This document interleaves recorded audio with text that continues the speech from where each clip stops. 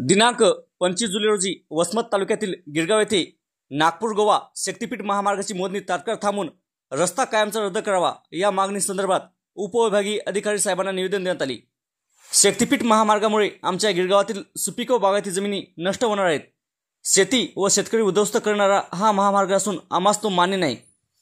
अनेक अल्पभूधारक शेतकरी या महामार्गामुळे भूमिहीन होत आहेत, त्यामुळे आमच्या उपजीविकेची गंभीर समस्या निर्माण होणार आहे। हा महामार्ग पर्यावरण विध्वस्त असल्यामुळे भविष्यात गावाला अनेक समस्यांना तोंड द्यावे लागणार आहे।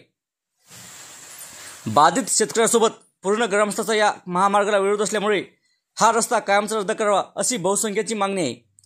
तरी आमच्या एकमुखी मागणीची दखल घेऊन भूसंपादन प्रक्रिया थांबवावी आणि शक्तीपीठ महामार्ग कायमचा रद्द करावा व आमच्या भावना शासनापर्यंत पोहोचण्यासाठी सहकार्य करावे अशा मागणी संदर्भात उपविभागीय अधिकारी साहेबांना निवेदन देण्यात आले। समृद्धी मराठीसाठी वसमतवरून सुबेद मस्की।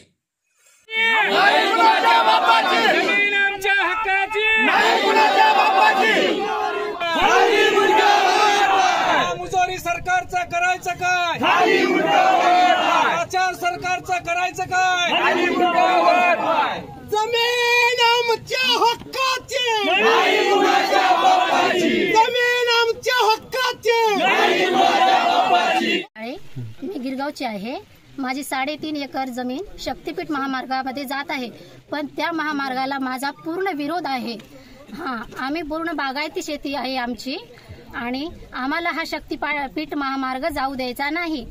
दुसरे पर्यायी मार्ग असतानाही तुम्ही हा मार्ग का निवडला आणि त्याला आमचा सक्त विरोध आहे। आमच्या आई वडिलांनी आम्हाला 10 एकर शेती बघून दिली आणि त्यात तुम्ही आता ही शेती या रस्त्यात जाणार आणि आम्ही आमच्या लेकरा बाळासाठी काय करायचं? आणि आज जर तुम्ही तुमच्या जर आईची किंमत केली तर तुम्ही तुमची आई पैशाने विकत आम्हाला देऊ शकता का? तशीच आमच्या आईची किंमत करायची नाही, आम्हाला पैशाचा आमिष दाखवायचं नाही आणि आमचा रस्ता पूर्णपणे रोखला पाहिजे। तर जमीन आम्ही जगाव कसं?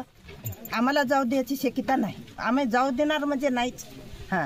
आता आमचं झालं, आमचे लेकरं कोण्या नोकर केल्या नाहीत, आमचे लेकरं कोण्या शिक्षणाचा कोणता फायदा नाही, मग आम्ही करावं कसं? आता आम्ही जाऊ देणार नाही म्हणजे जाऊ देणार नाही। आम्ही झाशीची राणी होऊन एक हत्यार घेऊन येणार, आम्ही एक जमीन 1 इंच सुद्धा देणार नाही। आमचे 2 लेकरं कुठं जाव? कुठं जाव? आमच्या लेकराला आता 2 एकर जमीन आहे, 2 मुलं आहेत, त्याला 2 मुलं आहेत, त्याचे लग्न कसे हो? आमच्या मुलाला काय खाव? कुठं राहा? घरदार सोडून कुठे जाव? शक्तीपीठ महामार्गाला आम्ही 1 इंच सुद्धा जमीन देणार नाही। शक्तीपीठ मार्गाला फडणवीस साहेबाला आमचा विनंती आहे की शक्तीपीठ महामार्ग आमच्या वावरातून कराळी राहणार गिरगाव। आम्हाला लाडक्या बहिणीचे 1,500 रुपये देऊन आमचा हे फायदा घेतला। आम्हाला ते शक्तीपीठ रद्द करा। आमची इकूनही बी जमीन राहिली, इकूनही 10 गुंठे, निघून 10 गुंठे आम्ही वापराव कशी ती? बिजवणीची आमची जमीन 5 एकर जमीन मधून 10 गुंठे राहिले, आम्ही वापराव कशी ती? आणि खावा काय? लेकरायचं भविष्य कसं उजडा? आमच्या 1,500 रुपयाला आम्हाला पाहिजेत नाही तर इथून बंद करा। फडणवीस साहेबाला आमचा नमस्कार। फाईन म्हणून जाहीर केलं, एकीकडे आम्हाला हे असा मार्ग निवडून आमचा मार्ग हे लाडक्या बहिणीचा अजिबात रुपया घ्यायचा नाही, बंद करायचा रुपया। आम्हाला लाडक्या बहिणीचे पैसे पाहिजेत नाही, आम्हाला पाहिजे जमीन। आमच्या जमीन आहे ती आमची आम्हालाच राहिली पाहिजे। आमची जमीन आम्ही वावरात येऊ देणार नाही। आम्ही मर्जेपर्यंत वावरातच उभे राहतील, आखरी शेवटपर्यंत इळे घेऊन आम्ही उभे राहतील। मग आता आम्ही खाली लाडक्या बहिणीचं काय असं पुसणं होतं? या लाडक्या बहिणीच्या 1,500 होणार काय? जमीन मुजोरी सरकारचं करायचं काय? आचार सरकारचं करायचं काय?